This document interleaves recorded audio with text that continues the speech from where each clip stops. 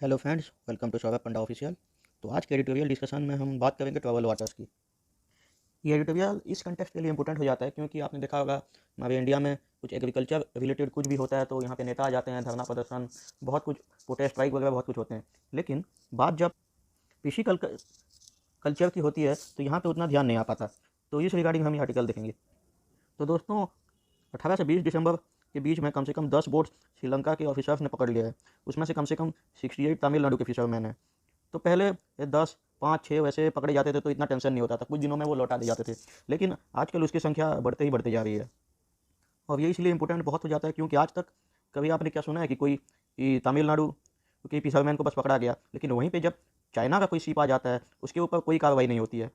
ऊपर से एक हिपोक्रेसी कंडीशन ये हो जाता है कि पहली बात तो श्रीलंका में उनकी पूरी इकोनॉमी ठप पड़ गई है।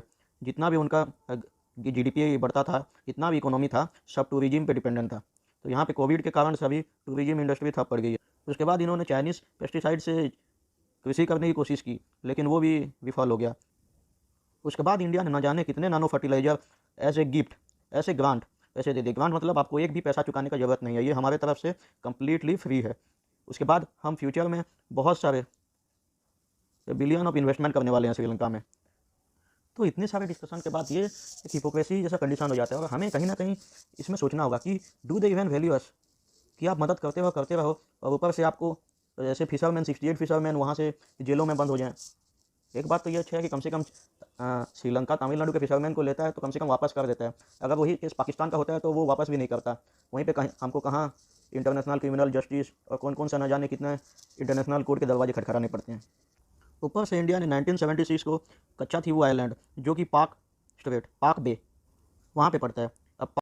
अभी पाक बे ऐसा हो गया कि ये इंडिया है, ये श्रीलंका। ऐसे डायग्राम थोड़ा ख़राब है, आप एडजस्ट कर लीजिए।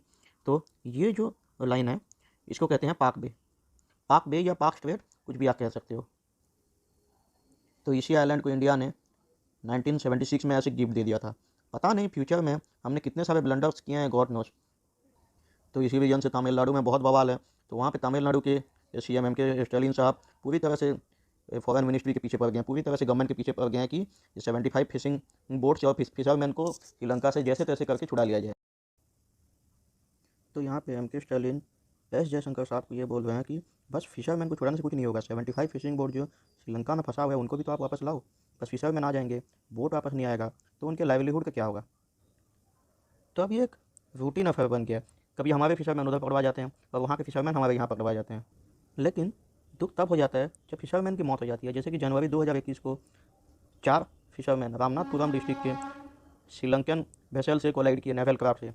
उसके बाद अक्टूबर में भी ये कुछ लोग मारे गए। तो इन सब से ये पता चलता है कि पाक बे फिशिंग डिस्प्यूट को एक रिजोल्यूशन के तहत सुलझाना पड़ेगा जल्दी से जल्दी। सो इस रिजोल्यूशन के लिए फिशरमैन को अपनी तरफ से एफर्ट लगाना पड़ेगा और सरकार को भी, क्योंकि यहाँ पे लाइवलीहुड का इशू सामने आ गया है।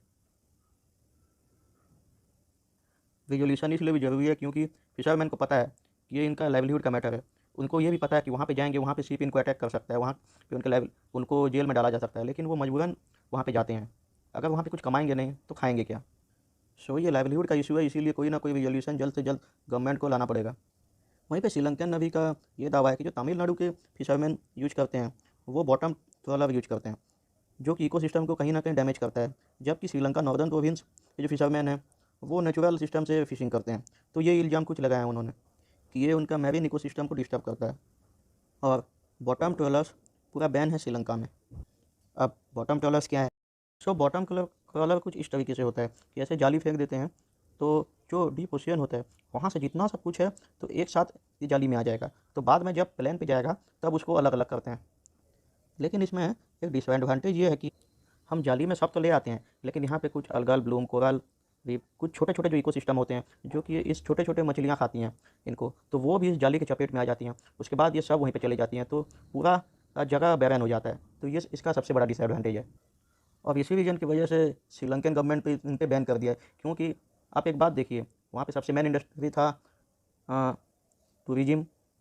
उसके बाद कोविड के कारण श्रीलंका में टूरिज्म था। तो अगर जो थोड़ा बहुत भी टूरिज्म का स्कोप है तो श्रीलंका का इन इकोलॉजी के कारण ही सब डेवलप होगा।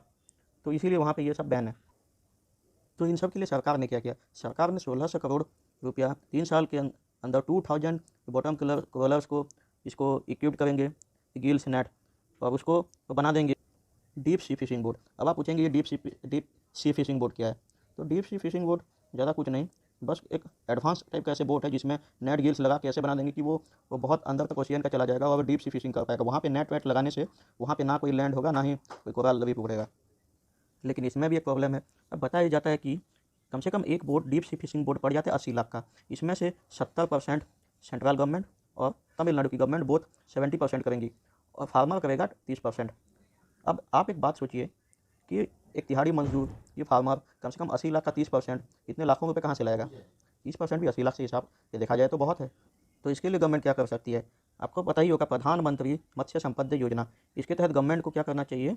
शेयर ऑफ सब्सिडी थोड़ा इंक्रीज़ करना पड़ेगा, क्योंकि आप एग्रीकल्चर के लिए दे रहे हो और कुछ के लिए दे देते हो, लेकिन जब फिशरीज़ की बात आती है तो आप थप्पड़ जाते हो।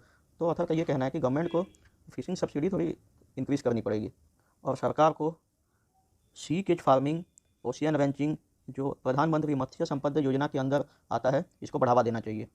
अब सी केज फार्मिंग क्या है? सी केज फार्मिंग के तहत ऐसा होता है कि डीप सी बोट समंदर के बहुत अंदर चला जाएगा और ऐसे कुछ केज टाइप का हो जाएगा और केज के नीचे कुछ जाली लगा होगा और इस तरीके से जाली लगा होगा कि मछली अंदर तो एक बार आ जाए लेकिन वापस बाहर नहीं जा सकती। तो ऐसा कुछ सी केज फार्मिंग होता है। तो इस तरीके से कुछ हम हमारे फिशिंग कम्युनिटी फिशरमैन्स को हम लोग सुरक्षित कर सकते हैं और जो इंडिया टेरिटोरियल वाटर है उसकी सुरक्षा कर सकते हैं। तो अथर ने ये सब कहा है। लेकिन अभी के लिए सबसे इंपॉर्टेंट ये हो जाता है कि फ़िलहाल हम हमारे 68 फिशरमैन को बाहर निकालें और उनके 75 बोट्स को भी वापस ले आएँ। सो आई होप फ्रेंड्स आपको आज का एनालिसिस अच्छा लगा होगा। अगर अच्छा लगा तो लाइक, शेयर और कमेंट करना ना भूलिएगा। अपने दोस्तों के साथ इसको शेयर करें आपको अच्छा लगा। तो थैंक यू वेरी मच।